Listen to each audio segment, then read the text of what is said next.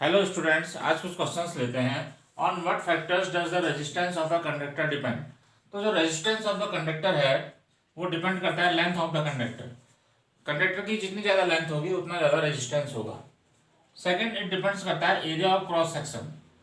Conductor की अगर area of cross section ज़्यादा होगा, अगर कंडक्टर की थिकनेस ज़्यादा होगी तो उसका रेजिस्टेंस कम होगा।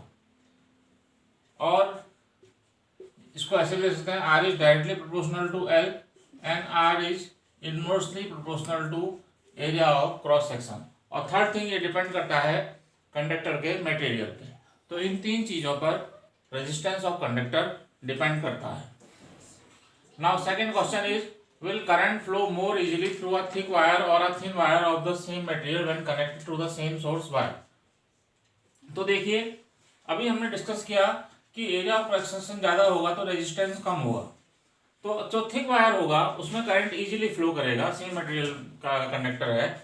तो थिक वायर जो एरिया क्रॉस सेक्शन ज़्यादा होगा तो रेजिस्टेंस कम होगा, तो करंट इजीली फ्लो करेगा। तो थिक वायर में करंट जो है वो इजीली फ्लो करेगा। Now third question is, let the resistance of an electrical component remains constant while the potential difference across the two ends of the component decreases to half its former value.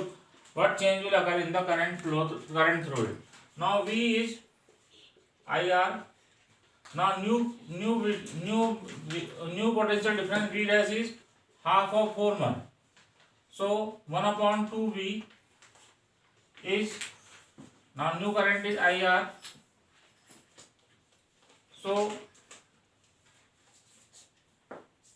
I dash is equal to 1/2 V upon R. So 1/2 V upon R is I. So I dash new current is half of the initial current, but the current was before. तो जो पहले current था, जो नया current है उसका half हो जाएगा.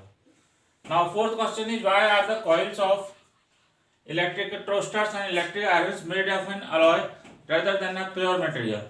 तो जो अलॉय होते हैं मेटल्स के, उनकी रेजिस्टिविटी ज़्यादा होती है और ये हाई टेम्परेचर पर इजीली बर्न नहीं होते हैं, इजीली ऑक्सीडाइज नहीं होते हैं। इसलिए इलेक्ट्रिक टोस्टर्स और इलेक्ट्रिक आयरन्स के जो में जो कॉइल होती है वो अलॉयज की बनी होती है। So this was all about these 4 questions. Thank you.